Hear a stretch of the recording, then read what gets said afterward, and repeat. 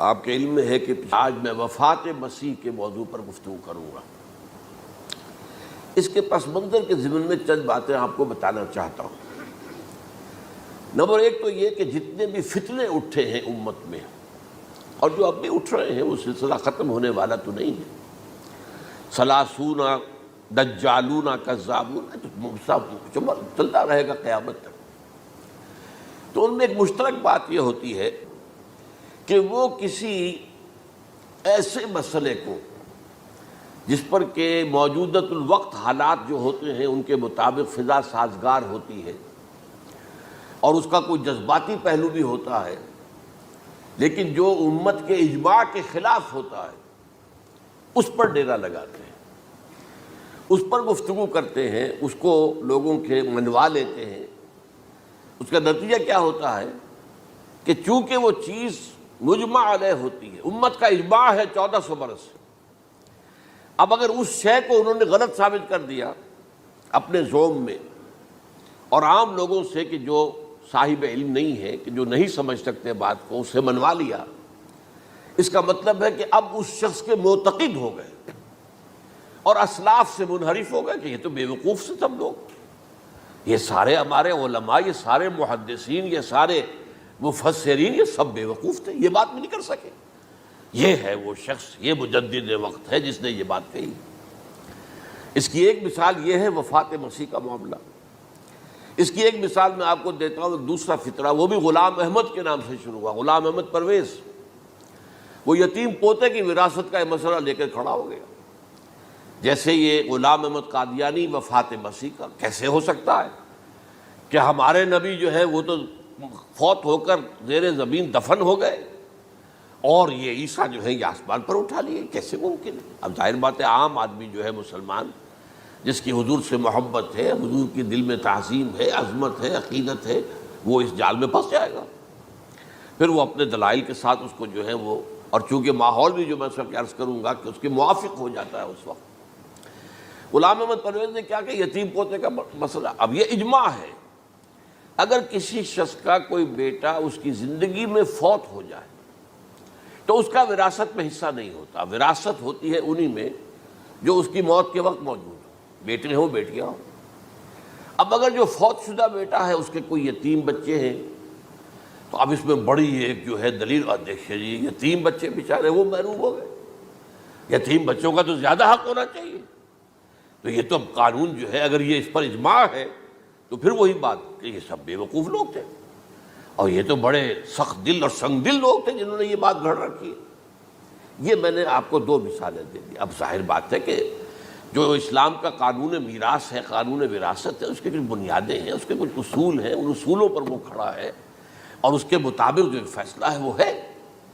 تو بہرحال یہ میں نے آپ کو مثال دی ہے کہ کسی ایسے مسئلے کو لے کر اس پر ڈیرا لگا لینا، مورچہ بنا لینا، اس سے اپنی عقیدت پیدا کر لینا، اسلاف سے برگشتہ کر دینا کہ یہ کوئی لوگ سمجھدار نہیں تھے، یہ بے وقوف لوگ تھے، جاہل لوگ تھے۔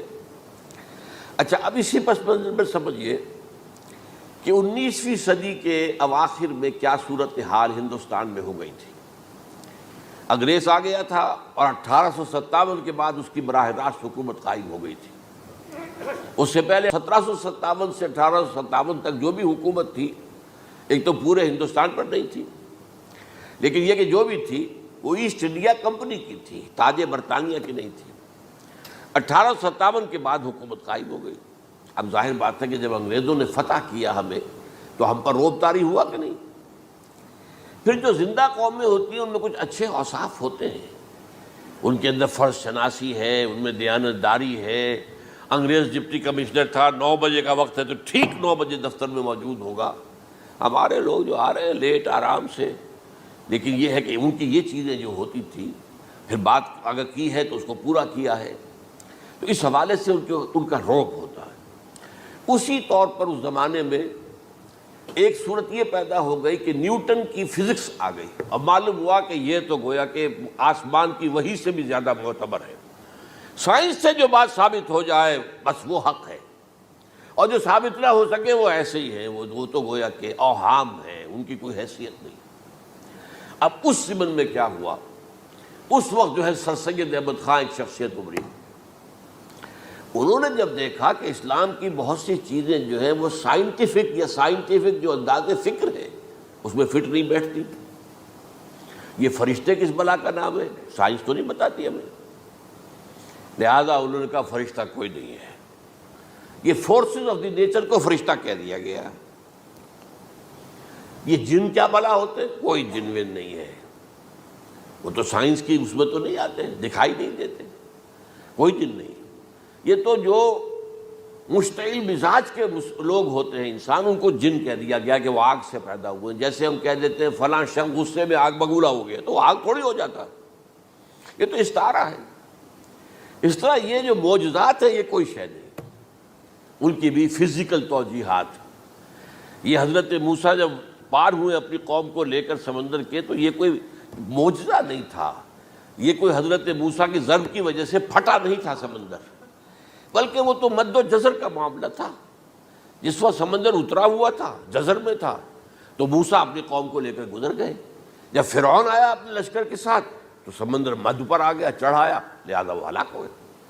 تو معجزات کا انکار، ان تمام کے اندر ایسی فضا پیدا ہو گئی تھی کہ جو عقلی اور سائنٹیفک، عقلی سے آگے بڑھ کر، ایک تو عقلی ہوتا منطقی، ایک ہے عقلی سائنٹیفک، کہ اس کے حوالے سے جو چیز اسلام کی فٹ نہیں بیٹھی، جیسے کہ آپ کہتے ہیں round peg in a square hole اور square peg in a round whole.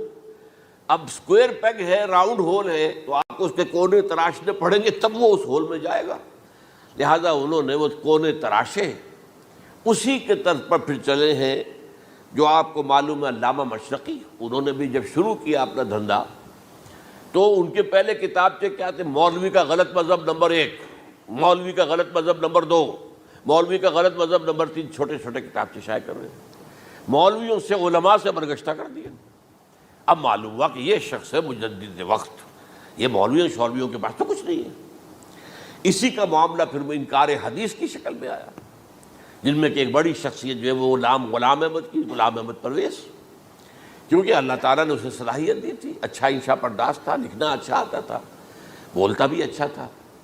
تو ظاہر بات ہے فتنہ وہی شخص پیدا کر سکتا ہے جو باصلاحیت ہو. جس میں کوئی صلاحیت نہیں وہ کیا فتنہ پیدا کرے گا؟ وہ نہ دنیا میں کوئی ترقی کرے گا، نہ دین میں کرے گا، نہ فتنہ انگیزی کر سکے گا. وہ تو جیسا بھی ہے معاملہ عام معمول جو ہے لوگوں کا، جیسی بھیڑ چال چل رہی ویسے چل جائے گا. تو اس فضا میں اصل میں غلام احمد پرویز نے جو ڈیرا لگایا وہ وفات مسیح پر تھا. یہ سب غلط ہے. یہ کہ مسیح زندہ آسمان پر اٹھا لیے گئے، کیسے ممکن ہے؟ ممکن ہے یہ کوئی الہونی بات ہے؟ سائنس اس کو مان سکتی ہے؟ وہ تو اصل میں ٹھیک ہے. ان کا کہنا کیا ہے کہ مسیح کو سولی تو چڑھایا گیا تھا، لیکن وہ اس پر مرا نہیں، فوت نہیں ہوا، موت واقع نہیں ہوئی. پھر جب اس کو اتار لیا گیا تو وہ زخمی تھا، مجروح تھا، لیکن تھا زندہ. پھر اس کو غار میں رکھ دیا گیا. پھر اس کے جو معتقدین تھے انہوں نے اس کی مرہم پٹی کی، اس کا علاج کیا. پھر وہ ٹھیک ٹھاک ہو کر پھر وہ وہاں سے چلا گیا، وہاں چھوڑ گیا اپنے اس شہر کو، یروشلم کو، اور اس ملک کو، فلسطین کو. اور پھر وہ آ گیا کشمیر میں، اور کشمیر میں وہ فوت ہوا. اس کی قبر موجود ہے. کسی قبر کی، کوئی پرانی بوسیدہ قبر کا نام لے لیا، فلاں قبر جو ہے وہ عیسیٰ ابن مریم کی. یہ ہے سارا معاملہ.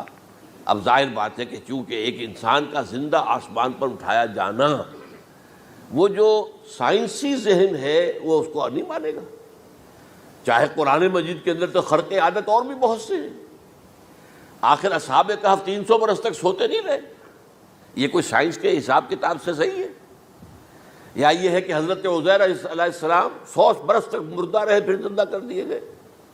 ان کا گدھا بھی زندہ کر دیا گیا جیسا کہ سورہ بقرہ میں آیا، لیکن ان کا کھانا جو ہے وہ صحیح رہا، اس کو مسا نہیں، اس میں کوئی بدبو نہیں آئی. تو واقعات ہوتے ہیں ایسے. اللہ تعالیٰ جو چاہے کرے. خرق عادت ٹھیک ہے، فطری قانون جو بھی ہے، جو لاز آف دی نیچر اللہ نے بنائے ہیں اور اس کے مطابق ہی دنیا چل رہی ہے. لیکن اللہ تعالیٰ کے ہاتھ ٹوٹ نہیں گئے، بند نہیں ہو گئے، اختیار ختم نہیں ہو گیا. میں کیا کروں؟ میں تو قانون بنا بیٹھا، اب تو میں کچھ نہیں کر سکتا. میں تو قانون بنا چکا ہوں کہ آگ جلاتی ہے. اب اگر ابراہیم کو آگ میں ڈال دیا تو میں تو نہیں بچا سکتا، اس لیے کہ قانون ہے، وہ میرا بنایا ہوا قانون. لیکن ہم یہ سمجھتے ہیں ہمارا ایمان ہے اللہ تعالیٰ جو ہے وہ قادر مطلق ہے، وہ جب چاہے اپنے ہی بنائے ہوئے کسی قانون کو توڑے. اسی کو کہتے ہیں خرق عادت. خرق کے معنی ہوتا ہے پھاڑ دینا، توڑ دینا. جیسے کہ وہ سورہ کہف میں لفظ آتا ہے کہ وہ حضرت موسیٰ کو جن کے پاس بھیجا گیا تھا بزرگ کے پاس، انہوں نے اس کشتی کا جس میں وہ سوار تھے اس کا ایک تختہ پھاڑ دیا، توڑ دیا، خرقہ. تو خرق عادت، عادت سے مراد کہ عام عادی قانون، laws, physical laws, chemical laws جو بھی دنیا میں چل رہا ہے، بایولوجیکل لاز، ان کو جب چاہے اللہ توڑے اور اپنی خصوصی مشیت کا اس کے اندر اظہار کر دے. اب اس سلسلے میں جو میں نے آیات آپ کو سنائی ہیں اور اسی طرح کی کچھ اور آیات بھی ہیں، ان میں قادیانی نے اور قادیانیوں نے اصل ڈیرا لگایا ہے لفظ وفات پر. اصل میں یہ لفظ کیا ہے جو لوگ عربی زبان سے واقف نہیں، ان کو بڑی آسانی، وفات وفات وفات یہ تو آ گیا ہے. توفیتو، توفیتا، متوفی کا، اے موسیٰ میں تمہیں وفات دے دوں گا. اے اللہ جب تو نے مجھے وفات دے دی، وفات تو قرآن میں ہے. پھر اس کے ہوتے ہوئے یہ مفسرین کو کیا ہو گیا؟ ان کا دماغ خراب ہو گیا تھا. یہ تمام محدثین جو ہیں اتنی عقل بھی نہیں تھی ان میں. تو یہ وہ بات جو میں پہلے بیان کر چکا ہوں. اب میں آپ کو بتاتا ہوں اصل میں عربی زبان کا قاعدہ.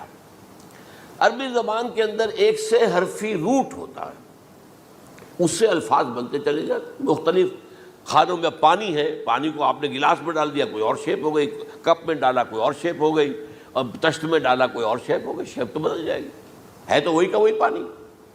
تو اسی طریقے سے مثلاً میں مثال دے رہا ہوں آپ کو، علم یعلم، علم، کسی شے کو جان لیا.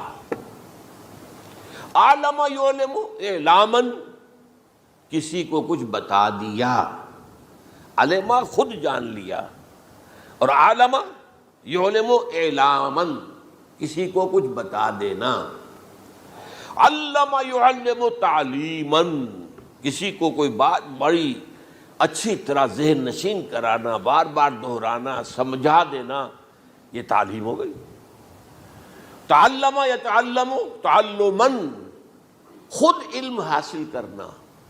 اب علم یعلم سے عالم بنا، اور علم یعلم سے معلم بنا، اور تعلم یتعلم سے خود علم حاصل کرنا، اس سے متعلم بنا. متعلم جو کہ علم حاصل کر رہا ہے. اسی طرح استعلام، علم حاصل کرنا کسی چیز کے بارے میں، جسے ہندی میں کہتے جانکاری حاصل کر لینا، اویئرنیس حاصل کر لینا. اب وہی لفظ ہے علم. اب کہیں آپ اس کے مادے کو دکھا کر اور اس کے معنی میں الٹ پھیر کریں گے تو جو شخص عربی زبان سے واقف نہیں وہ تو نہیں جانے گا اس کو. اسی طرح کی مثال ہے وفا، وفا یفی، وقا یقی، وفا یفی، اوفا یوفی ایفاءً، وفا یوفی توفیتاً، توفا یتوفا تعفن، اور استیفاء. یہ اسی طریقے سے میں نے مثال آپ کو دے دی. وفا یفی کے مادے سے اس مصدر سے کوئی لفظ قرآن میں نہیں آیا، لیکن اردو میں آپ کو معلوم ہے نا بڑا پیارا مصرع ہے، وہ وعدہ ہی کیا جو وفا ہو گیا. بھائی وعدہ وفا کرو، وعدہ پورا کرو. اس کے معنی ہے پورا کر دینا، کسی کو کوئی چیز پوری دے دینا. اور اس کے بعد اوفا یوفی، اس کے معنی بھی وہی ہے، بھرپور. اس سے بنے گا اوفو بعہدی اوف بعہدکم. یہ جو سورہ بقرہ کے 5ویں رکوع میں آیا ہے، یہودیوں تم میرے عہد کو پورا کرو تو میں تمہارے عہد کو پورا کروں گا. تم میرے عہد کو پورا کرو، میں نے تم سے عہد لیا تھا کہ جو رسول نبی امی آئیں گے، نبی رسول امی، اس کو تمہیں ماننا ہے، اس کا ساتھ دینا ہے. اوفو بعہدی، اب اس عہد کو پورا کرو. اوف بعہدکم، تو میں تمہارے ساتھ برکات خیرات جیسی پہلے رہی ابھی باقی رکھوں گا. وفا یوفی، پورے اہتمام سے پورا کر دینا، کسی کو دے دینا چیز پورے اہتمام کے ساتھ. جیسے علم یعلم، پورے اہتمام کے ساتھ درجہ بدرجہ ایک بات ذہن نشین کرنا. یوفی، اس کا جیسے وَإِبْرَاهِيمَ الَّذِي وَفَّى، ذرا اس ابراہیم کا تذکرہ کرو جس نے سارے تقاضے جو اللہ کے تھے پورے کر دیے، بھرپور. جو امتحان آیا اس میں وہ ثابت قدم نکلے. توفا یا توفا، یہ آیا کسی شے کو پورا پورا لے لینا. اب ایک ہے پورا پورا دے دینا، ایک ہے پورا پورا لے لینا، ایک ہے کسی کو علم دینا، علم یعلم تعلیما، کسی کو پورا دینا، وفا یوفی توفیتن، کسی سے علم حاصل کرنا، تعلم یتعلم تعلما، کسی سے پورا پورا لے لینا ہے، توفا یتوفی، اور اسی طرح استیفاء، کسی سے پورا لے لینا۔ یہ لفظ آیا ہے ویل للمطففین الذین اذا اکتالوا علی الناس یستوفون واذا کالوہم ووزنوہم یخسرون۔ ہلاکت و بربادی ہے ان ڈنڈی مارنے والوں کے لیے جو جب تول کر لیتے ہیں تو پورا لیتے ہیں، اور جب دیتے ہیں تو اس میں کمی کر دیتے ہیں، ڈنڈی مار جاتے ہیں۔ الا یظن اولئک انہم مبعوثون، کیا انہیں یاد نہیں رہا ہے کہ یہ دوبارہ اٹھائے جائیں گے، اللہ کے سامنے کھڑے ہوں گے، حساب ہوگا پورا پورا، پیسے پیسے کا۔ تو یہ میں نے آپ کو اس گردان سے بتا دیا کہ ایک ہی لفظ جو ہے وہ کتنے معنی دے رہا ہے۔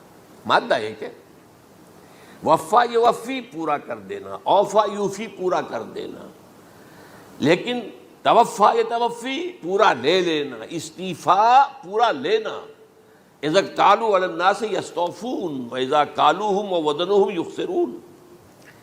اب دیکھیے اس میں قرآن مجید جو ہے اس کے ضمن میں سب سے جو فیصلہ کن آیت ہے وہ سورہ زمر کی ہے، اور یہ جو میں نے پچھلی مرتبہ بھی آپ سے کہا تھا، لا یاتیہ الباطل من بین یدیہ ولا من خلفہ، قرآن پر باطل حملہ آور ہو ہی نہیں سکتا، نہ سامنے سے نہ پیچھے سے۔ اب دیکھیے یہ ساری آیتیں جن میں حضرت مسیح کا ذکر ہے اور وفات کا لفظ جو ہے مختلف صورتوں میں استعمال ہوا ہے، اس میں سورہ زمر جو کہ مکی صورت ہے اس میں ہے وہ کانٹے دار آیت جس سے مسئلہ حل ہوتا ہے۔ وہ کیا ہے؟ وہ میں نے آپ کو سنائی ہے، اللہ یتوفی الانفس حین موتہا، اللہ قبض کر لیتا ہے، لے لیتا ہے نفس کو اس کی موت کے وقت، واللتی لم تمت فی منامہا، اور جس کے مرنے کا وقت نہیں آیا، مرا نہیں ہے، اس کی نیند میں لے لیتا ہے۔ فیمسک التی قطع علیہ الموت، تو جس پر موت کا فیصلہ ہو چکا ہے اس کو تو روکے رکھا ہے، موت کے وقت لیا اور روکے رکھا، اور ویرسل الاخری الی اجل مسمی، اور جو دوسرے ہیں جن کی موت کا وقت نہیں آیا ان کو مؤخر کر دیتا ہے، واپس کر دیتا ہے، لوٹا دیتا ہے۔ اب سوال یہ، نیند میں کیا چیز اللہ لیتا ہے؟ کیا جان لیتا ہے؟ جائز بات نہیں، شعور نہیں چلا گیا۔ ایک ہے انسان کا شعور، وہی تو سب سے اعلیٰ شے ہے، سب سے اونچی چیز تو وہی ہے۔ یہ شعور ختم ہو گیا تو انسان کہاں رہا؟ اس کے نیچے جو کچھ ہے وہ تحت شعور ہے، سب کانشیس مائنڈ۔ تو خواب واب جو ہوتے ہیں وہ سب کانشیس مائنڈ کے ہوتے ہیں، وہ کانشیس مائنڈ کے تو نہیں ہوتے۔ جو کانشیسنس ہے، شعور جو ہے، اور خاص طور پر خود شعوری، وہ نیند میں اللہ سلب کر لیتا ہے۔ تو محض شعور کے لیے بھی وفات کا لفظ آ گیا۔ ابھی تو جان یہی ہے، جو سویا ہوا ہے وہ مرا تو نہیں ہے، زندہ ہے۔ البتہ جب جس کو ہم موت کہتے ہیں وقت آیا تو شعور بھی لے لیا، جان بھی لے لی، دو چیزیں لے لی۔ حضرت عیسیٰ پر پورا اطلاق ہوا، مجسم عیسیٰ کو لے لیا، شعور بھی لے لیا، جان بھی لے لی اور بدن بھی لے لیا۔ تو گویا کہ لفظ توفا کا کامل اطلاق تو صرف عیسیٰ پر ہو رہا ہے۔ ہم جب مرتے ہیں تو ہمارا جسم تو یہی رہتا ہے، وہ تو گیا قبر میں، پورا قبض نہیں کیا اس نے، پوری شے کو اپنے قبضے میں نہیں لیا، جسم تو یہی ہے۔ لیکن یہ کہ موت کے اندر ظاہر بات ہے کہ جان گئی، اور جان ہی اصل چیز ہے۔ جب جان نکل گئی تو یہ کیا ہے؟ یہ تو یوں سمجھیے کہ اب ایسی چیزیں جلدی سے قبر میں دبا دو ورنہ یہ سڑے گی، گل جائے گی، اور قبر میں بھی کیا ہوگا؟ کیڑے ویڑے کھائیں گے، ختم کریں گے، الا ماشاءاللہ جس کو اللہ چاہے۔ انبیاء کرام اور شہداء کی جسموں کو اللہ تعالیٰ نے محفوظ رکھا ہوا ہے، واللہ عالم۔ تو اس اعتبار سے تو اب توفا، اللہ یتوفی الانفس حین موتہا۔ اب نفس کا لفظ دیکھیے، یہ قرآن مجید میں نہ معلوم کتنے معنی میں آیا۔ ایک تو پورا وجود کسی کا یہ نفس ہے، میرا نفس، نفسی نفسی نفسی، کیا ہوگا جب قیامت کے دن ہم بول رہے ہوں گے؟ اور جو اللہ کے لیے بھی لفظ آ گیا نفس، نفس کے معنی ہم جب بولتے ہیں عام طور پہ تو وہ تو برے سچ میں بولتے ہیں، بھائی یہ نفسانی تقاضے ہیں، ان کو ذرا دبا کے رکھو، لیکن یہ نفس یحذرکم اللہ نفسہ، اللہ تمہیں ڈراتا ہے اپنے آپ سے، یعنی اللہ اپنی ذات سے ڈراتا ہے کہ وہ جہاں رؤوف اور رحیم ہے وہاں پر وہ عذاب دینے والا بھی ہے، انتقام بھی لیتا ہے، شدید العقاب بھی ہے۔ تو یہ بھی ہو گیا نفس۔ پھر نفس جو ہے ہم اس کو بھی کہہ دیتے ہیں، جو کہ نفس کی ایک کیفیت ہے خاص، نفس لوامہ، نفس امارہ، نفس مطمئنہ، یا ایتھا النفس المطمئنہ ارجعی الی ربک راضیۃ مرضیہ۔ تو یہاں پر کیا ہے؟ نفس سے مراد پہلا جو ٹکڑا ہے اللہ یتوفی الانفس حین موتہا، شعور جو ہے اس پر لفظ نفس کا اطلاق ہوا، اور جب موت ہوتی ہے تو شعور کے ساتھ جان بھی اس کے اندر شامل، وہ نفس کا اطلاق ہو گیا اس پر بھی۔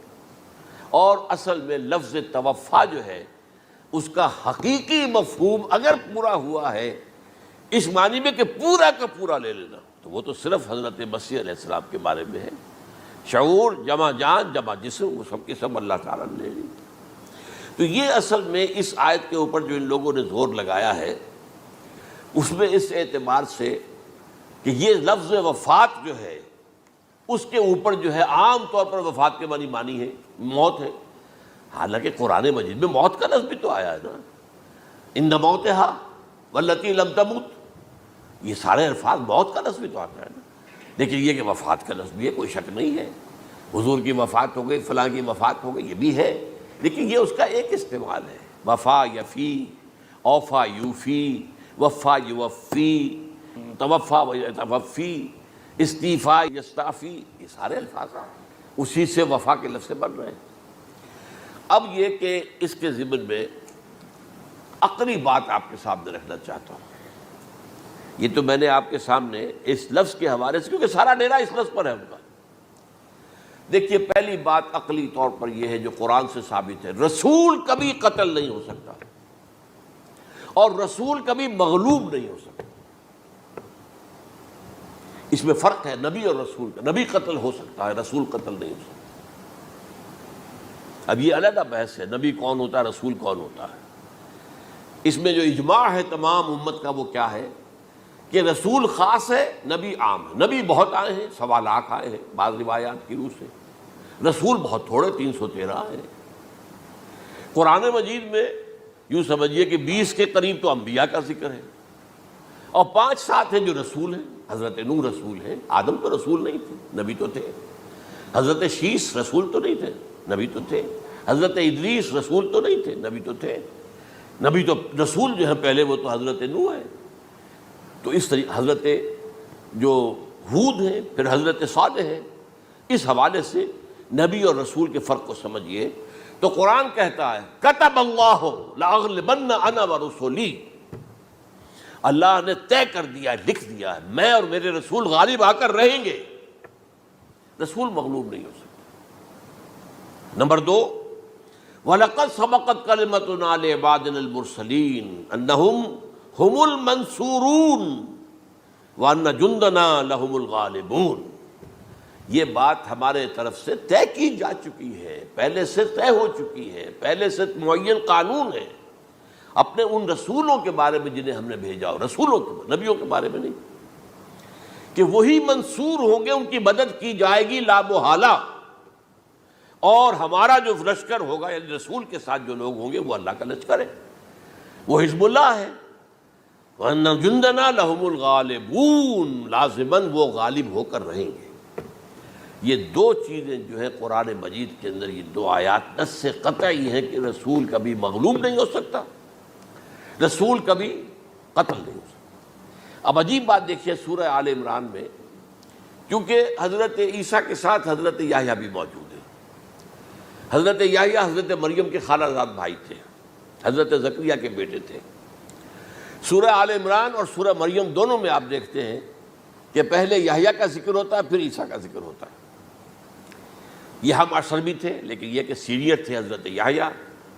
لیکن حضرت یحییٰ کی مدح قرآن کرتے کرتے آخری بات کیا کہتا ہے، نبیم من الصالحین، لفظ رسول نہیں آیا ان کے لیے۔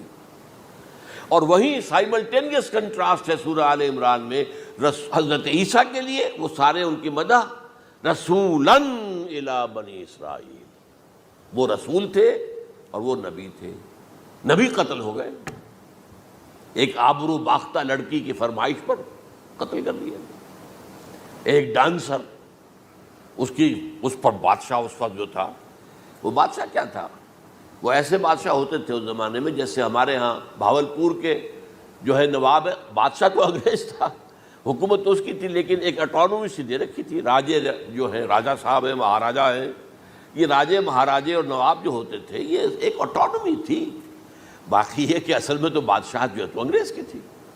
تو اسی طرح کی ایک اٹانومی جو ہے حکومت وہاں اس وقت تھی اصل میں رومیوں کی، اس کا گورنر وہاں موجود تھا پائلیٹس پونٹس، لیکن یہ کہ انہوں نے یہودیوں کو ایک مذہبی اٹانومی دے رکھی تھی، چنانچہ ہیڈرن ان کا ادارہ تھا، دارالقضاء، جہاں چوٹی کے ان کے فقہاء اور لیڈر جو تھے، ربائی، وہ بیٹھتے تھے اور فیصلے کرتے تھے، کسی مذہبی معاملے میں جو فیصلہ وہ کر دیتے تھے یہ ان میں معاہدہ تھا، وہ فیصلہ جو ہے وہ پھر ایگزیکیوٹ کیا جائے گا، وہ فیصلہ آخری ہوگا ان کا، وہ خود تو سزا نہیں دے سکتے، سزا تو گورنر دے گا، لیکن یہ کہ اگر ہیڈرن جو ہے ان کا جو وہ ہے ادارہ ٹاپ کا، وہ اگر سزا دے دے، سلا دے، تو گورنر کو وہ سزا دینی پڑے گی، یہ ان کا طے تھا معاملہ۔ تو اس نے حضرت مسیح علیہ السلام کو مرتد قرار دیا، جو ہیڈرن ان کا سب سے اونچا ادارہ تھا۔ اس اعتبار سے ان کو جو ہے، لیکن جیسا کہ میں بتا رہا تھا کہ حضرت عیسیٰ رسول تھے، وہ قتل نہیں ہو سکتے تھے، مغلوب نہیں ہو سکتے تھے، لیکن حضرت یحییٰ نبی تھے، ان کو وہی جو اس وقت کا جو یہودیوں میں سے جو بادشاہ تھا نام کا، جو ہیروڈ اینٹیپاس، یوں سمجھیے کہ اس نے کچھ بہت حرام کاری کی ہوئی تھی، شاید اپنے بھائی کی کسی بیوہ کو، وہ مجھے ایگزیکٹلی یاد نہیں ہے، بغیر اس کے کہ وہ عدت مدت پوری ہو پھر نکاح ہو، اسے اپنے گھر میں ڈالا ہوا تھا، اور اس کی جو لڑکی تھی اس کے اوپر بھی عشق آ گیا تھا، آپ کو دل آ گیا تھا، شادی بھی کرنا چاہتا تھا اس سے، اور اس کا ڈانس تھا، اس پر کہا مانگو کیا مانگتی ہو، تو اس نے کہا، اس لیے کہ حضرت یحییٰ جو ہے تنقید کرتے تھے بہت کہ یہ تم کیا حرام کام کر رہے ہو، تم نے جس طریقے سے جس عورت کو گھر میں ڈالا ہوا ہے تم گناہ کر رہے ہو، تم شریعت کے خلاف کام کر رہے ہو۔ اس کو کہا تھا یو ڈاٹر آف سن، اس لڑکی کو کہا تھا تم جو کہ گناہ کی بیٹی ہو، اور وہ ناراض تھے، اور وہ ملکہ بھی جو تھی اس وقت تھی، اور یہ اس کی بیٹی بھی بہت ناراض تھے، تو انہوں نے کہا مجھے وعدہ لے لیا کہ دیکھو جو کہہ رہے ہیں، جو مانگوں گی مانگنا پڑے گا، ہاں مانگوں گا، مجھے یحییٰ کا سر چاہیے۔ ایک دفعہ تو وہ کانپ گیا، اسے اندیشہ تھا کہ اگر یحییٰ کو میں نے قتل کر دیا تو یہودیوں کے اندر ہو سکتا بغاوت ہو جائے، لیکن پھر اس نے پھر تانا دیا تم کیسے بادشاہ ہو، اپنا وعدہ پورا نہیں کرتے۔ پھر انہوں نے کہا ٹھیک ہے، حکم دیا، اور وہ جیل میں تھے پہلے سے ہی، وہاں گیا اور جو ہے ان کا سر قلم کیا، لا کے پیش کر دیا۔ تو نبی جو ہے جن کی بڑی مدح ہوئی ہے سورہ مریم کے اندر، جب آپ پڑھیں گے تو ان کی شان جو ہے، لیکن نبی تھے، صرف رسول نہیں تھے، اور حضرت عیسیٰ رسول تھے، رسول قتل نہیں ہو سکتا، نبی قتل ہو سکتا۔ تو یہ قاعدہ جو ہے وہ بھی قرآن نے اس سائملٹینیس کنٹراسٹ کے حوالے سے سورہ آل عمران میں حضرت یحییٰ اور حضرت عیسیٰ کا تقابل کر کے بتا دیا۔ تو ایک تو بات یہ ہے کہ اس اعتبار سے میں جو آپ کو آیت سنا چکا ہوں، یہ جو جرائم جو ہے سورہ نساء کے اندر یہودیوں کے اللہ تعالیٰ نے بیان کیے ہیں، ان میں سے یہ بھی ہے وَقَوْلُهُمْ إِنَّا قَتَلْنَا الْمَسِيحَ عِيسَى ابْنَ مَرْيَمَ، اور ان کا یہ کہنا کتنا بڑا جرم ہے جو یہ کہہ رہے ہیں ہم نے عیسیٰ ابن مریم کو قتل کر دیا۔ لیکن یہاں ایک عجیب کیفیت ہے، رسول اللہ کے رسول کو، عام طور پر اس کی کنسٹرکشن کو لوگ سمجھے نہیں ہیں، وہ سمجھتے ہیں انہوں نے خود ہی کہا رسول اللہ، انہوں تو رسول اللہ کہتے تو قتل کیسے کرتے، یہ اللہ نے کہا، اچھا ان کا کہنا یہ ہے کہ اللہ کے رسول کو قتل کر دیا۔ وَقَوْلُهُمْ إِنَّا قَتَلْنَا الْمَسِيحَ عِيسَى ابْنَ مَرْيَمَ رسول اللہ، ان کا یہ کہنا کہ ہم نے عیسیٰ ابن مریم کو، مسیح کو قتل کر دیا، وہ اللہ کے رسول کو۔ وَمَا قَتَلُوهُ وَمَا صَلَبُوهُ، انہوں نے نہ اسے قتل کیا، نہ سولی پہ چڑھایا، ولیکن شبہ لہم، بس مشابہت پیدا کر دی گئی ان کے لیے، شبہ میں ڈال دیا گیا ان کو۔ وَإِنَّ الَّذِينَ اخْتَلَفُوا فِيهِ لَفِي شَكٍّ مِّنْهُ، اور جو لوگ اختلاف کر رہے ہیں ان کے بارے میں وہ بس شکوک میں مبتلا ہیں، مَا لَهُم بِهِ مِنْ عِلْمٍ، ان کے پاس کوئی علم نہیں ہے، إِلَّا اتِّبَاعَ الظَّنِّ، صرف گمان کی پیروی کر رہے ہیں۔ وَمَا قَتَلُوهُ يَقِينًا، اور ہرگز قتل نہیں کیا۔ یہ کلیئر سورہ نساء کی آیت نمبر 157 ہے۔ اب یہاں ایک سوال پیدا ہوتا ہے، پھر کون قتل ہوا؟ واقعہ تو ہوا ہے، سولی کا واقعہ ایک ہسٹوریکل واقعہ ہے، پھر کون صلیب پہ چڑھا؟ حضرت عیسیٰ تو صلیب پر نہیں چڑھ سکتے، اس لیے کہ صلیب کی موت کو سمجھا جاتا تھا بہت ذلت کی موت ہے، بہت حقارت کی موت ہے، بہت ملعون موت ہے۔ تو جب عیسیٰ مغلوب نہیں ہو سکتے تو صلیب پہ کیسے چڑھا دیے جائیں گے؟ قتل ہونا تو بعد میں ہوگا نا، پہلے تو آپ صلیب پر لٹکائیں گے اس کو نا، تب وہ جب مرے گا تو کہیں گے قتل بھی ہو گیا، ہم نے قتل کر دیا۔ صلیب کیا ہوتی تھی یہ معلوم ہے آپ کو؟ ایک لمبی لکڑی، ایک جو ہے ٹرانسفرس آ جائے گی اس کے اوپر، اور اس میں سے یہ ہے کہ اس کے دونوں، ایک شخص کے جو ہے دونوں ہاتھ وہ نیل کر دیے جاتے تھے، یہ جو اوپر جو ہے کراس کا جو نشان ہے وہ کیلیں ٹھوک کر لگا دیے گئے، اور پاؤں دونوں جو ہے وہ پیروں کے اندر کیلیں ٹھوک کر وہ اس لمبی لکڑی کے ساتھ جو نیچے سے آ رہی ہے اس میں لگا دیے۔ اب وہ بلیڈنگ ہو رہی ہے، اس کا جو حال ہے پتلا ہو رہا ہے، اس کا رفتہ رفتہ سسک کر مرتا ہے نا، اسی لیے اسے کہتے ہیں بڑی ملعون موت ہے۔ ایک ہے آپ نے پھانسی دی کسی کو، ایک جھولا جھولتا ہے اور گیا، ختم ہو گیا۔ آج کل تو کیا ہوتا ہے، کرسی پہ بٹھایا، ذرا کرنٹ چھوڑا اور گئے صاحب، کو ٹیکا لگایا پتہ ہی نہیں چلا اور پیٹ ٹیکے کے ساتھ آدمی مر گیا، تو یہ بھی ہوتا ہے۔ لیکن یہ کہ بدترین موت جو ہے صلیب کی موت ہے۔ تو یہ واقعہ تو ہوا ہے صلیب کا، لیکن یہ کہ کون مرا؟ اب دیکھیے عیسائیوں کا کہنا کیا ہے، عیسیٰ صلیب پر چڑھے، وہاں فوت ہو گئے، مر گئے، پھر انہیں نکالا گیا، ایک قبر میں رکھ دیا گیا، لیکن قبر وہ جو تھی اس طرح نہیں تھی زمین میں کھودی ہوئی، بلکہ ایک پہاڑ کے اندر ایک چھوٹا سا کھو تھا، غار سی وہاں رکھ دیا گیا، لیکن وہاں سے وہ زندہ ہو گئے۔ اگلے دن جب لوگ آئے تو دیکھا وہ قبر تو خالی ہے، عیسیٰ کہاں گئے؟ وہ زندہ ہو کر آسمان پر اٹھا دیے گئے، اور آسمان پر جانے سے پہلے وہ اپنے حواریین سے ملے بھی تھے، کہا میں زندہ ہوں۔ یہ ہے ان کا عقیدہ، اور اس کے بعد یہ بھی عقیدہ ہے کہ دوبارہ آئیں گے، قیامت کے قریب آئیں گے، یہ بھی عقیدہ ہے۔ ہمارا عقیدہ کیا ہے؟ نہ سولی پر چڑھے نہ قتل ہوئے، بلکہ اللہ نے انہیں اٹھا لیا، بل رفعہ اللہ الیہ، اللہ تعالیٰ نے انہیں اٹھا لیا۔ جیسے کہ آتا قرآن میں، یا عیسیٰ انی متوفیک ورافعک الی، اے عیسیٰ میں تمہیں قبض کر لوں گا، قبضے میں اپنے لے لوں گا اور اپنی طرف اٹھا لوں گا، رافعک الی، یہ قرآن مجید کا قول ہے۔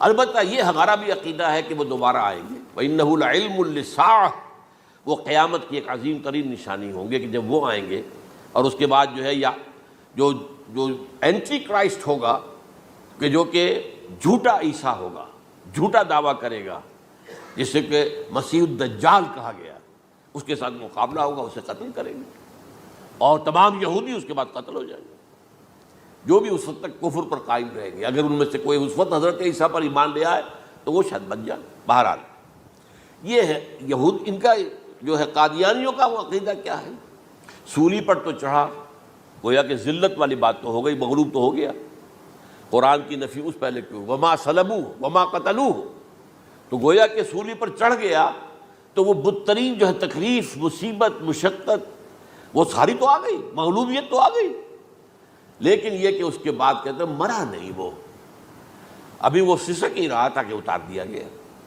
اس کے بعد اس کے جو شاگرد تھے، حواری تھے، انہوں نے مرہم پٹیاں کی، پھر وہ ٹھیک ہو کر چلا گیا کہیں اور، ہجرت کر گیا اپنی قوم سے جو ان کے خیال میں کشمیر ہے، اور یہاں آ کر وہ تبھی موت مر گیا۔ بات اللہ ختم ہوا معاملہ۔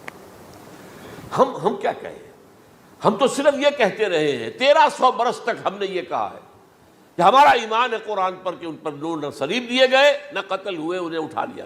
کب اٹھایا یہ ہمیں معلوم نہیں تھا، کس مرحلے پر اٹھایا یہ ہمیں معلوم نہیں تھا، پھر سولی پر کون چڑھا یہ ہمیں معلوم نہیں تھا، لہذا کسی تفسیر میں آپ کو نہیں ملے گا، کہیں نہیں، نہ قرآن میں ہے، نہ حدیث میں ہے، نہ کسی تفسیر میں۔ یہ تو پچھلی صدی کے دوران جو پوپ کی لائبریری ویٹیکان میں، اس سے ایک نسخہ برآمد ہوا، انجیل برنباس۔ اب یہ بھی آپ کو معلوم ہونا چاہیے کہ انجیلیں 104 تھیں، جن میں سے 4 جو ہے سلیکٹ کی گئی ہیں۔ 100 انجیلیں اور ہیں جنہیں وہ اپوکریفل کہتے ہیں، غیر مستند انجیلیں، اپوکریفل۔ اور یہ ہے کینونیکل، قانونی، یہ ہے کہ جو مستند ہیں 4۔ لیکن جو 100 اور ہیں، ان میں سے ایک یہ بھی ہے برنباس۔ اور برنباس کے بارے میں عیسائی مانتے ہیں کہ وہ بھی حضرت عیسیٰ علیہ السلام کے حواریین میں سے ایک تھے۔ وہ انجیل نکل آئی، اب وہ چھپ بھی گئی ہے۔ کراچی میں ایک ادارہ ہے، خاص طور پر باوانی جو سیٹھ ہیں ان کا بنایا ہوا ادارہ ہے، تو وہی چھاپتے بھی ہیں۔ ایک زمانے میں تو کافی تقسیم بھی کر رہے تھے، اب مجھے معلوم نہیں۔ اس نے سارا قصہ بیان کیا۔ قصہ کیا ہے؟ بہت دلچسپ قصہ ہے، پوری تفصیل سے۔ ایک شخص جو کہ حضرت مسیح کے حواریین میں شامل ہو گیا، وہ تھا جیوڈاس اسکیریوٹ۔ یہ شخص اصل میں تھا ایک زیر زمین تنظیم وہاں چل رہی تھی، زیلوٹس، انڈر گراؤنڈ موومنٹ، تاکہ ہم رومنوں کی حکومت یہاں سے ختم کریں اور اپنی پوری حکومت اور آزادی حاصل کریں۔ ان میں سے یہ بھی تھا، ان کا سرغنہ تھا برابس، برابا ڈاکو اسے کہا جاتا ہے، برابس۔ ظاہر بات ہے کہ قانون شکن تھا تو ڈاکو ہی تھا۔ اچھا، ان میں سے یہ شخص جو ہے، اس نے جیوڈاس نے حضرت عیسیٰ کے معجزے دیکھے بہت، اور اتنا یقین ہو گیا اسے کہ یہ شخص جو ہے عیسیٰ، یہ ایک مرتبہ اگر رومیوں پر لعنت بھیج دے، کرس کر دے، تو رومی ختم ہو جائے۔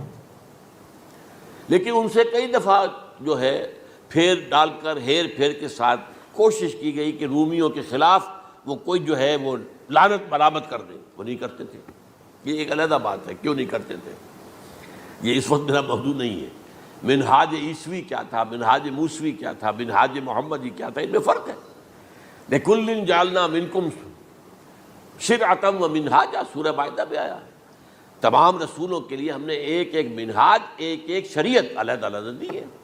بہرحال منہاج عیسوی کچھ اور تھا، تو یہ نہیں کہتے تھے۔ اب اس نے کیا کیا کہ وہ اپنے ڈاکو سرغنے سے اجازت لے کر ان کے حواریین میں شامل ہو گیا، اعتماد حاصل کیا، اور بار بار کوشش کی کہ یہ بددعا دے دیں، رومیوں کو نہیں دی۔ اب اس نے سوچا کہ انہیں اگر ذاتی طور پر تکلیف پہنچے گی تو زبان سے کلمہ نکل ہی جائے گا نا، کوئی لعنت کا۔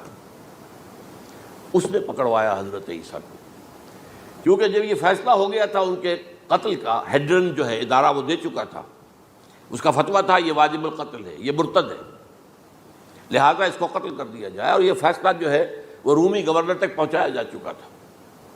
رومی گورنر نے یہاں تک کہا، یہ سینٹ جو متی کی انجیل ہے اس میں موجود ہے، بھائی ہمارے پاس تو اس کا کوئی جرم نہیں ہے، ہمارے ہاں کوئی ایسی بات اس کی نہیں ہے جس سے کہ ہم اسے واجب القتل قرار دیں۔ ان کا نہیں، ہمارا حکم ہے، ہمارا فیصلہ تمہارا طے ہے، چاہے مذہبی معاملے میں کوئی فیصلہ ہمارا ہوگا تو تمہیں جو ایگزیکیوٹ کرنا ہوگا۔ بہرحال اس وقت حضرت مسیح روپوش ہو گئے گرفتاری سے بچنے کے لیے۔ ایک باغ میں تھے وہ، وہاں پر رات کے وقت انہوں نے اپنے حواریین کے ساتھ لاسٹ سپر کہتے ہیں اس کو، لاسٹ سپر، کھانا کھایا، آخری کھانا تھا۔ اور اس کے بعد اس نے فرمایا، آج کی رات تم میں سے ایک میرے خلاف غداری کرے گا۔ یہ کہہ کر حضرت مسیح تو ایک کوٹھڑی میں چلے گئے، جو ہوتی ہے باغ کے اندر، کوئی کھرپے ورپے جو ہے، کوئی وہاں پہ کسیاں رکھی ہوئی، تو اس میں خود جا کر عبادت میں مصروف ہو گئے۔ اپنے حواریین سے کہا کہ تم بھی عبادت کرو۔ وہ حواریین سو گئے۔ اب یہ اسکریوٹ جو ہے یہ اٹھا، یہ گیا رومیوں سے جا کر کہا میں پہنچا دیتا ہوں عیسیٰ تک، پکڑوا دیتا ہوں، آؤ میرے ساتھ۔ 30 ان کے آدمی آئے، اس سے کہا باغ کے باہر کھڑے رہو تم، میں اندر جاؤں گا، تھوڑی دیر کے بعد تم آنا، جسے میں کہوں اے میرے استاد، پکڑ لینا اسی کو۔ یعنی رومنز کو معلوم نہیں تھا کہ یہ کون ہے عیسیٰ، لیکن یہ کہ یہ تو یہودیوں کو معلوم تھا نا سب کچھ۔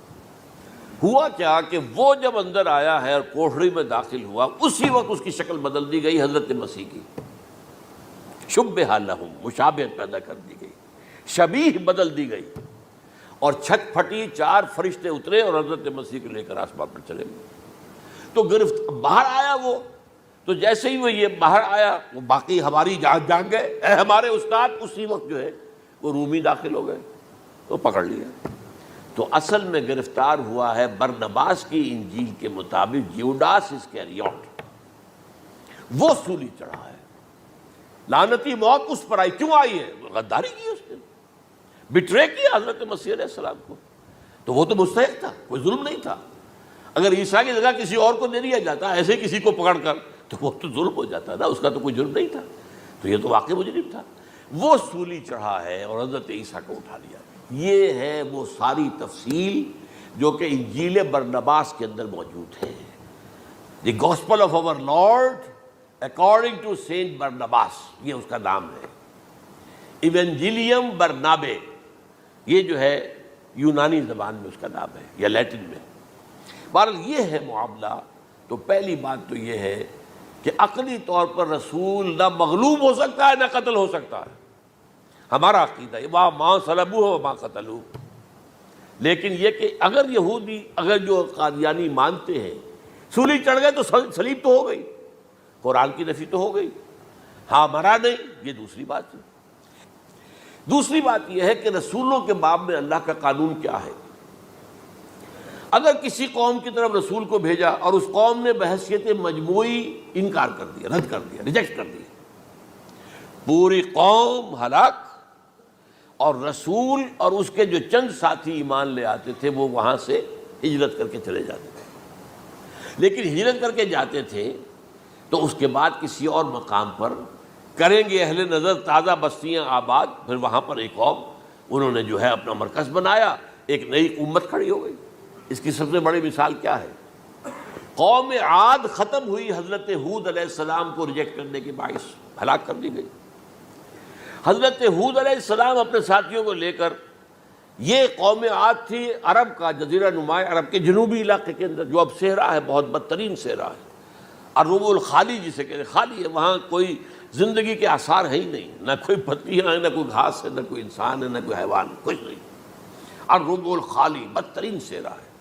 وہ صحرا ایسا ہے کہ اس کے اندر کوئی چیز ٹکتی نہیں ہے، جو چیز اوپر ہوگی وہ دھستی چلی جائے گی، اندر چلی جائے گی۔ ورنہ عام صحرا کے اندر ریت کے اوپر اونٹ بھی چلتا ہے، انسان بھی چلتے ہیں، لیکن اس میں نہیں۔ تو یہاں پر قوم عاد جو ہے آباد تھی، اور اب جو ہے وہ سیٹلائٹ سے دیکھ لیا گیا ہے کہ قوم عاد کا جو بڑا بادشاہ تھا شداد، اس نے جو جنت بنائی تھی وہ موجود ہے، زیر زمین اسی صحرا کے نیچے دفن شدہ موجود ہے، جس کو کہا گیا ہے الم تر کیف فعل ربک بعاد ارم ذات العماد التی لم یخلق مثلها فی البلاد۔ ایسے ایسے ستونوں والا جیسے پہلے کبھی پہلے دنیا میں بنے ہی نہیں تھے۔ وہ قوم عاد تھی، بڑی زبردست قوم تھی، قوم جبارین، لیکن یہ کہ اس کے بعد ہلاک ہو گئی۔ اب حضرت ہود اپنے مسلمان ساتھیوں کو لے کر نکل گئے، جزیرہ نما عرب کے مغربی کونے میں جا کر، شمال مغربی کونے میں آباد ہو گئے۔ وہاں ایک نئی قوم پیدا ہوئی، سمود۔ اب یہ اسلامی بستی بن گئی، لیکن اس کے اندر بھی پھر بعد میں زوال آیا، پھر وہاں نبی بھی آئے، لیکن اس کے بعد یہ کہ آخری رسول بھیجے گئے حضرت صالح، اور وہ بھی ہلاک ہوئے کیونکہ حضرت صالح کو انہوں نے رد کر دی۔ تو یہ میں نے مثال دی ہے آپ کو کہ رسول جو ہے وہ وہاں سے اگر ہجرت کرتا ہے تو ہجرت کر کے وہ یہ نہیں جان بچا کے جا کے گمنامی میں کہیں مر گیا، وہ تو جا کر اپنے ساتھیوں کو لے کر جائے گا، اور جا کر جو ہے وہاں پر جو ہے ایک نئی جگہ پر آباد ہوگا، ایک نئی تہذیب ابھرے گی۔ تو یہ تو نہیں ہوا، یہ گمنام ہو کر آ کر کشمیر میں مر گیا تو اس کی کیا حیثیت ہوئی؟ حضرت عیسیٰ علیہ السلام یا تو اگر ہجرت کرتے، یا جب انہیں معلوم ہو گیا تھا کہ میرے قتل کا فتویٰ ہو گیا ہے، تو آپ وہاں سے ہجرت کر سکتے تھے، لیکن اپنے ساتھیوں کو تو لے کر جاتے نا، اپنے حواریین کو لے کر جاتے، اور کہتے ہیں 12 حواریین کے علاوہ اور بھی کوئی 70 کے قریب لوگ تھے جو ان پر ایمان لائے تھے، ان کو لے کر جاتے، کسی جگہ جا کر آباد ہوتے، وہاں ایک نئی جو ہے بستی بنتی، وہاں مسلمانوں کی ایک آبادی ہوتی۔ تو ان میں سے تو کوئی شے بھی نہیں ہوئی، بات ہی ختم ہو گئی۔ لہذا عقلی طور پر بھی یہ بات ثابت نہیں ہو سکتی، خلاف عقل ہے، قرآن کے اصولوں کے خلاف ہے کہ وہ سولی چڑھے ہوں لیکن مرے نہ ہوں، پھر اتر گئے تو مرہم پٹی کر دی۔ اچھا، کیا رومنوں کو اور یہودیوں کو پتہ نہیں چلا کہ مریم پٹی ہو رہی ہے اس کی اور عیسیٰ مرا نہیں ہے؟ اگر ان کے پتہ چل جاتا تو کیا وہ چھوڑ دیتے؟ اب مرہم پٹی کے بغیر تو 12 جو شخص سولی پر لٹکا رہا ہے وہ تو تقریباً مردہ ہی ہوتا ہے نا، وہ کہ چلیے ہو سکتا ہے کہ کوئی ایسا امکان ہو کہ اس کی نبض ابھی چل رہی ہو اور وہ اتار لیا جائے اور مرہم پٹی کر لی جائے تو بچ جائے، لیکن یہ کہ پھر اس کے بعد وہ اگر وہاں سے ہجرت کرتے تو وہاں سے وہ اپنے حواریین کو لے کر جاتے اور کسی نئی جگہ پر جا کر آباد ہوتے۔ ان دونوں اعتبارات سے یہ بات ناقابل قبول ہے، ناقابل یقین ہے۔ لیکن اسی مسئلے کو لے کر انہوں نے، جو جیسا کہ میں نے بتایا تھا، وفات ہو گئی، کیسے ہو سکتا ہے ہمارے نبی جو سید المرسلین ہے وہ تو زیر زمین دفن ہو گئے، اور پہلا رب نو یار دا شوق ہویا،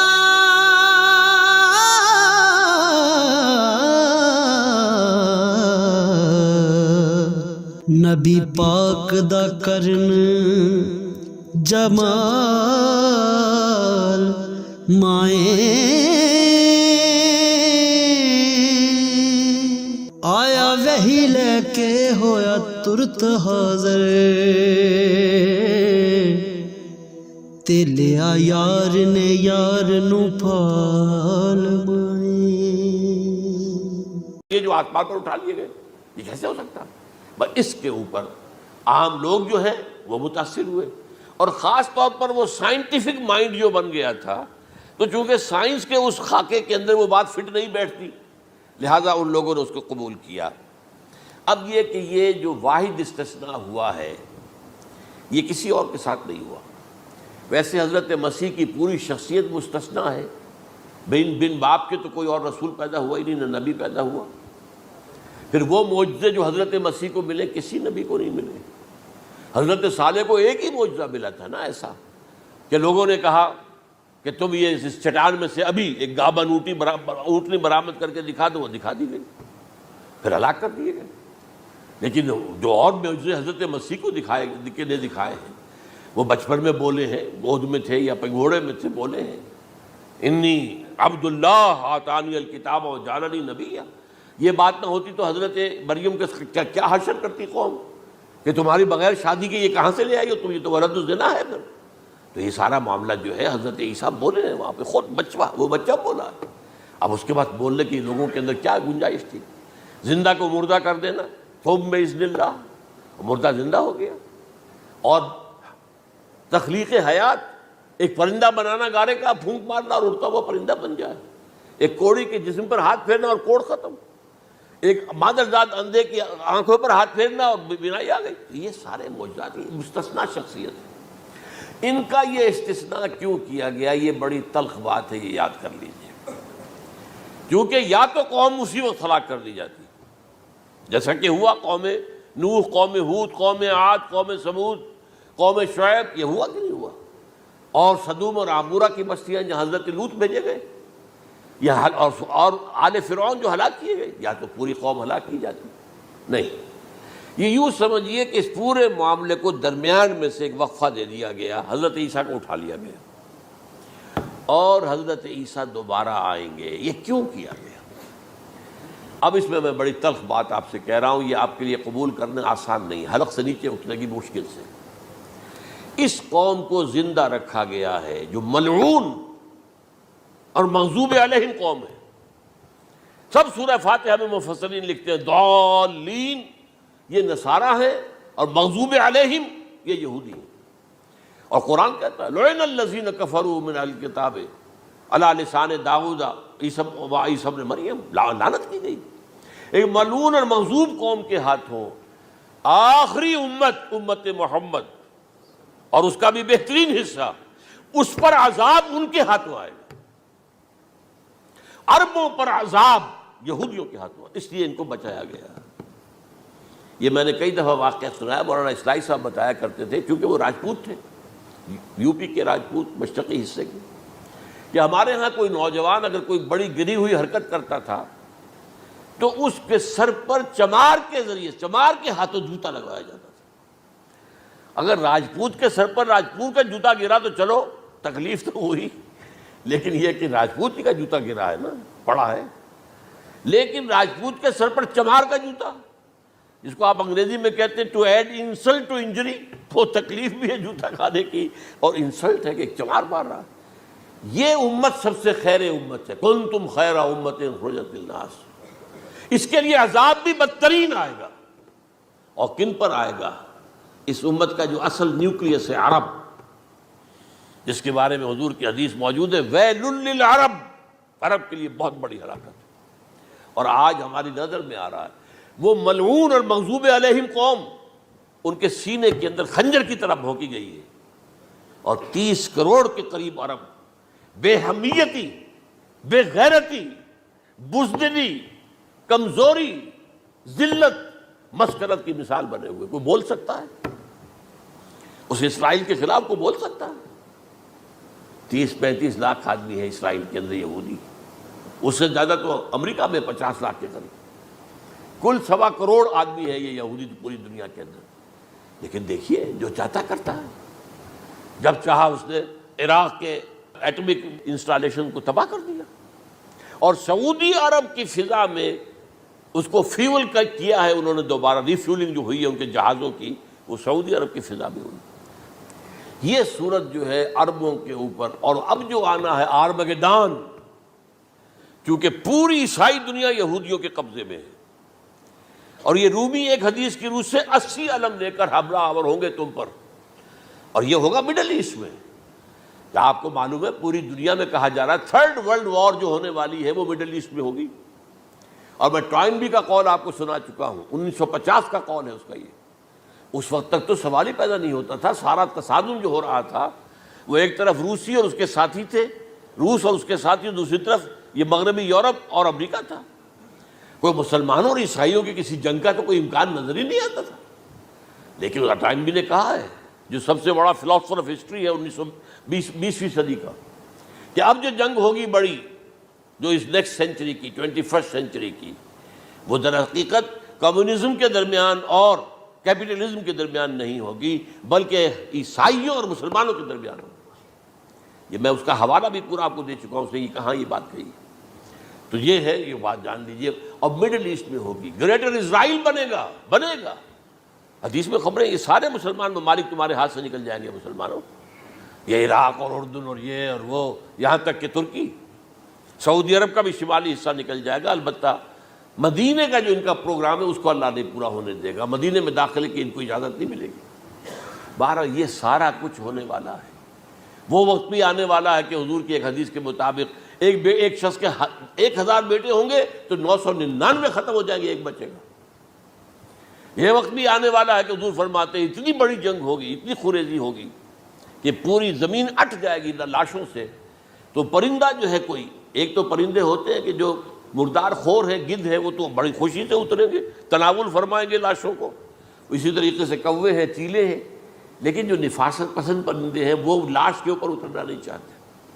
تو ایک پرندہ اڑتا چلا جائے گا، اسے کہیں زمین پر اترنے کی جگہ نہیں ملے گی، لاشیں ہی لاشیں ہوں گی، یہاں تک کہ وہ تھک ہار کر اس کے جو ہے پر جواب دے جائیں گے. گرے گا تو لاش پر گرے گا. یہ وقت آنے والا، اور یہ یہودیوں کے ہاتھوں، یا یہودیوں کے جو سپورٹرز ہیں اس وقت، جو ان کے ہاتھ میں آلہ کار ہیں، ان کے ہاتھوں آنا ہے. میرے نزدیک اس کام کے لیے اس ملعون قوم کو، کہ جو حضرت عیسیٰ کے زمانے سے ملعون ہو چکی ہے، اس کو باقی رکھا گیا ہے. اسے یہ موقع دیا گیا ہے. اس نے اسرائیل بنا لیا ہے. تقریباً 2000 سال کے بعد وہ دوبارہ آ کر آباد ہوئے اس سرزمین میں جہاں سے نکال دیے گئے تھے 70 عیسوی کے اندر. یہ سارا کچھ کیوں ہو رہا ہے؟ تو در حقیقت میرے نزدیک اللہ عالم حکمت خداوندی اس میں یہ ہے، انہیں روک کر رکھا گیا ہے اور حضرت عیسیٰ کو اٹھا لیا. پھر وہی عیسیٰ آئیں گے اور انہی کے ہاتھ میں یہ ہلاک ہوں گے. سوائے اس کے، چونکہ جو ایک میں نے آپ کو کئی دفعہ حوالہ دیا ہے، فلاڈلفیا ٹرمپٹ ایک رسالہ نکلتا ہے پروٹیسٹنٹ عیسائیوں کا. انہوں نے یہ لکھا ہے، اس نے لکھا ہے ایک پرچے کے اندر کہ جب حضرت مسیح آئے گی، اینٹی کرائسٹ ہوگا. وہ لکھا اس نے کہ وہ یہودی ہوگا، حالانکہ وہ پرو یہودی ہے. وہ جتنے بھی یہ جو کرسچن زائنسٹ ہیں، یہ تو یہودیوں سے بڑھ کر زائنسٹ ہیں، ان کے بڑے سپورٹرز ہیں. تو لیکن اس نے لکھا ہے اینٹی کرائسٹ ول بی اے جیو. ابھی کچھ عرصے پہلے آپ کو یاد ہوگا نوسٹریڈیمس کا بڑا چرچا ہو گیا تھا، اس کی جو ہے وہ پیشن گوئیاں، اور یہ کہ ایک مسلمان ہوگا اینٹی کرائسٹ، اور صدام کے بارے میں اشارے کیے جا رہے تھے کہ وہ اینٹی کرائسٹ ہوگا وغیرہ وغیرہ. لیکن انہوں نے لکھا ہے کہ وہ اینٹی کرائسٹ یہودی ہوگا، اور اس نے لکھا 80% یہودی قتل ہو جائے گا. یہ میں نے ایک تعویل کی ہے اپنے ذہن میں کہ 20% شاید وہ ہوں جو حضرت عیسیٰ کی جو سیکنڈ کمنگ ہے آمد ثانی کے موقع پر ان پر ایمان لے آئیں اور وہ بچ جائیں، لیکن جو بھی حضرت عیسیٰ کا انکاری ہوگا وہ ختم کر دیا جائے گا، جیسے قوم نوح ختم ہوئی، قوم ہود ختم ہوئی، قوم عاد ختم ہوئی، قوم صالح ختم ہوئی، اسی طریقے سے تو یہ قانون خداوندی پورا ہونا ہے۔ بس ایسے ہی ہے جیسے کسی کو پھانسی کا حکم تو ہو گیا ہو لیکن ابھی ایگزیکیوشن نہ ہوئی ہو، ہوتا ہے 2 سال 3 سال گزر جاتے ہیں کہ پھانسی کا حکم ہے لیکن یہ کہ وہ پھانسی نہیں ہو رہی ہے، وہ اپیل و در اپیل معاملہ چل رہا ہے۔ یہ ہے میرے نزدیک واللہ اعلم، اللہ تعالیٰ نے یہ کوڑا ان مسلمانوں کے لیے رکھا ہوا ہے کہ جن کے رتبے ہیں سوا، ان کی سوا مشکل ہے۔